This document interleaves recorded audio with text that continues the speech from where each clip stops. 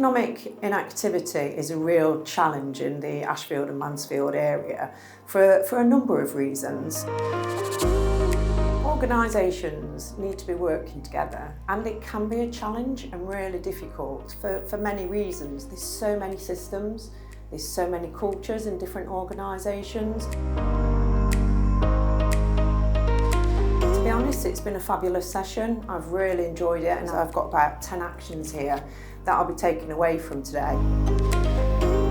You know, there's many toolkits out there, and system thinking is a tried and tested process, you know, that looks at relationships and how systems can be used in order to be able to work together. What the session has done today is take us through the process,